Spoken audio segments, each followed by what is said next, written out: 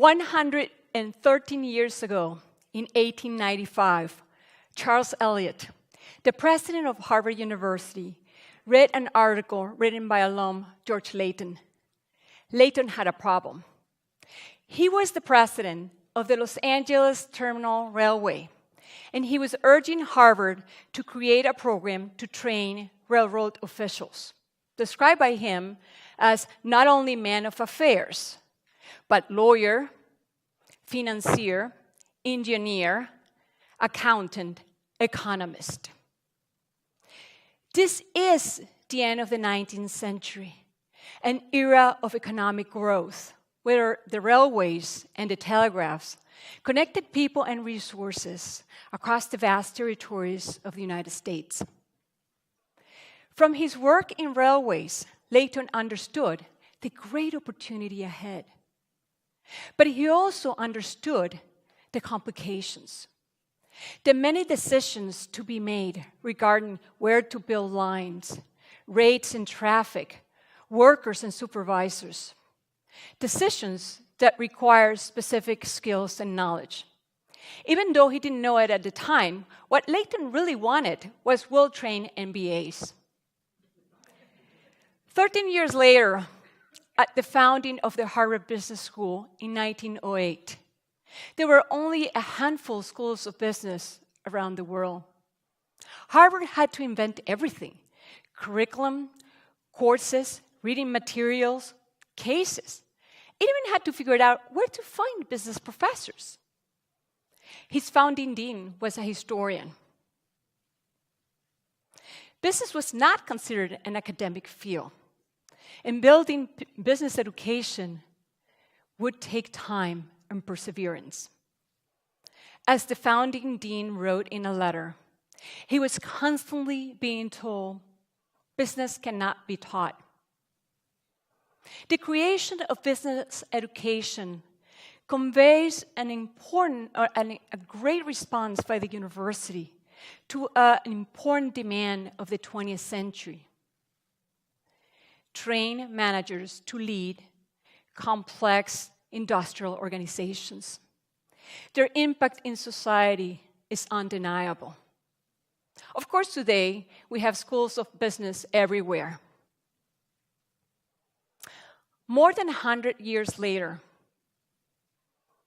I say society requires professionals with greater training in conflict resolution and transformation, social innovation, and community building. We need professionals to build peace. By mid-century, it's said that the population will reach 10 billion people.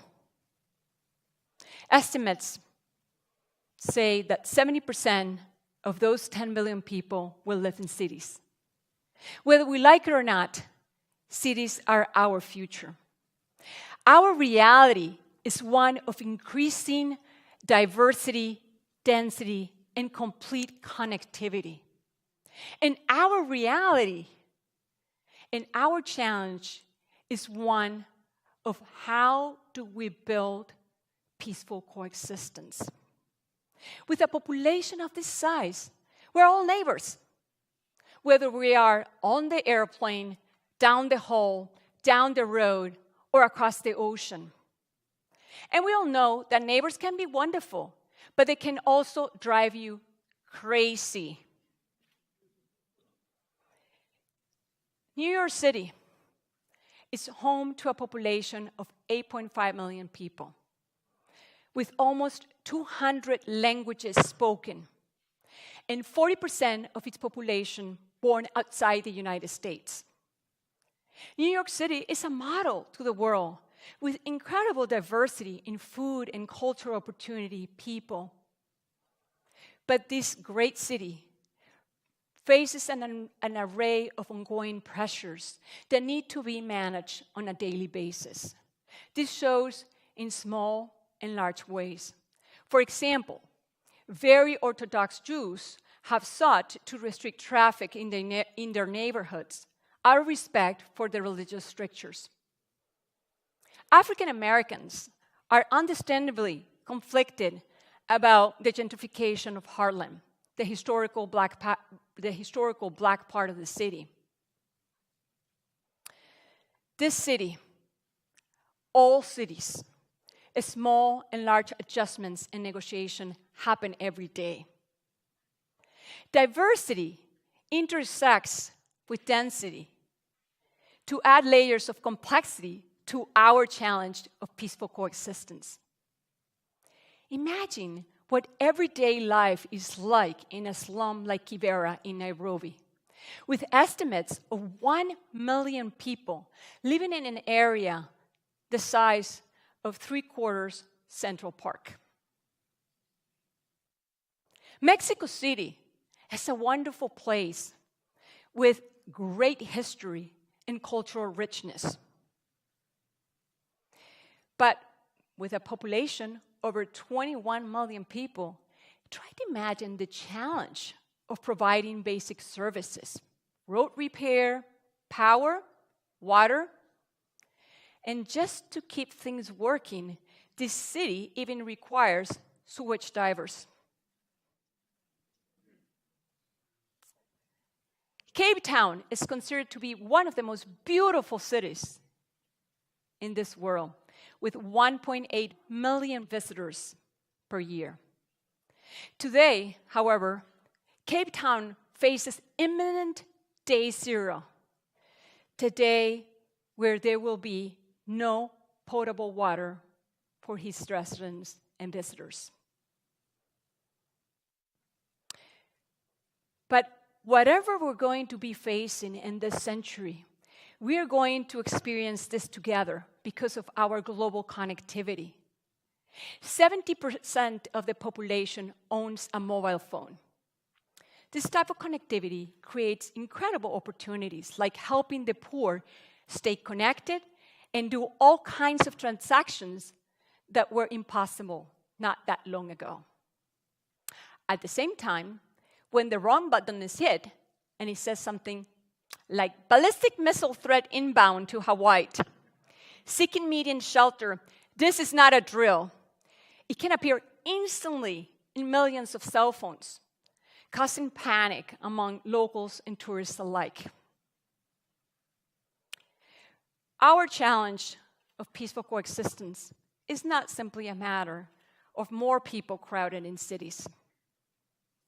The large numbers of people displaced across the globe is a tragic example of our challenge. 66 million people, nearly 1 person in 100, have been forced to move away from their homes. Imagine how bad the situation would have to become for you to move away from your home, to leave everything that you know and love. Baglar Kabalo wrote the story of Ahmed, a 67-year-old man from Syria who left with his family. Tunisian smugglers were to transport them from Libya to Malta. While in Libya, they fell in the hands of human traffickers who subjected them to all kinds of abuse. Eventually, they managed to board a boat together with 200 other passengers seeking escape. While at sea, militiamen joined them, demanding bribes, which proved impossible for the impoverished migrants. Enraged gunmen started to shoot immediately, injuring and killing people, and causing the boat to sink. Ahmed survived, but he lost 8 family members. Instead of a better life, Ahmed ended up in a refugee camp in Malta with no will to live. The search for a better life is a global quest. This migrant crisis is like the canary in the coal mines, warning us that if we cannot build peaceful coexistence, we might be shaping a more volatile and violent reality for all. It also highlights that our challenge is not an easy one. Building peaceful coexistence is complex and paradoxical. In an increasingly diverse, dense, and connected world, the question for us is how to build peaceful coexistence where the rights of all individuals are being met. I contend this will not happen without intention and education. I am not speaking just to train people to contain violence, but developing professionals who can build peaceful coexistence where every individual has the opportunity to thrive, to feel safe, and included. That is what we do at the Kroc School. We teach methods and strategies to build peace. If we compare post-hurricane Puerto Rico versus Houston, it is clear that Houston had greater capacity to plan for and react to a hurricane. It had greater resilience to bounce back from a hurricane. Resilience involving the combination of people, processes, and institutions to bounce back from a crisis. Resilience involves relationships. It involves trust in others and in certain levels of functionality.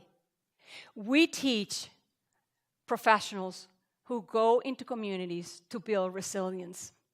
We teach skills and knowledge to transform crisis, to transform conflict, and to design new solutions to social problems. We focus on innovation.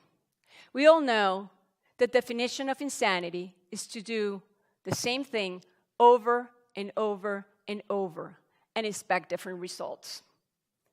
Innovation emerges in the combination of disciplines.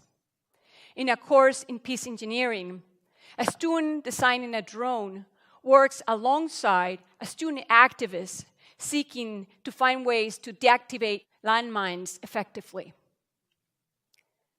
The innovator mindset is further developed through experimentation.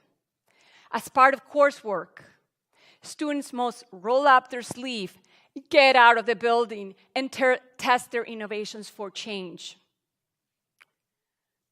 We take the world as real-life learning space.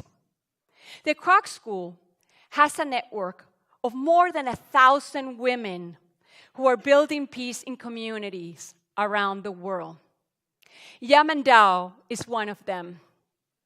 She's a police officer from the Gambia working on the protection of women and children.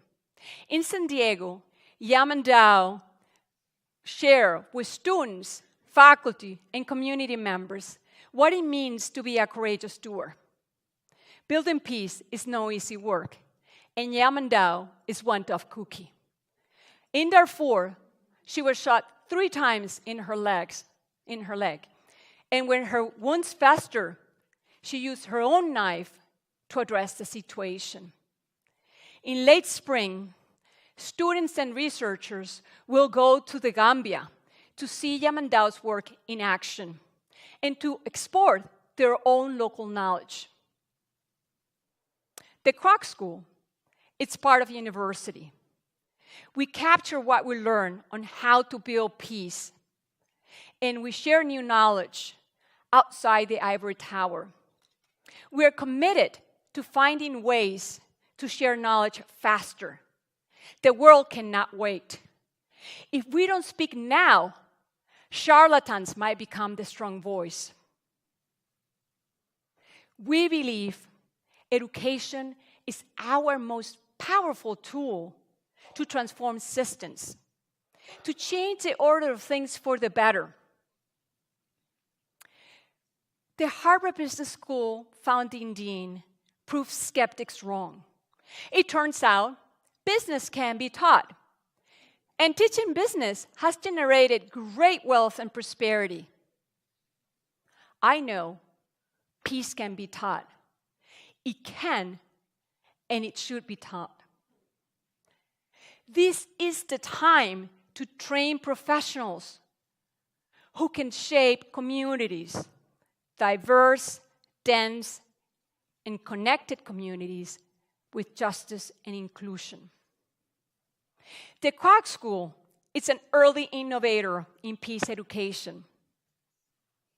My hope is that in the next 113 years, the Kroc School will be one among hundreds of thousands of global institutions graduating professionals of peace, creating a more just and humane world. Thank you.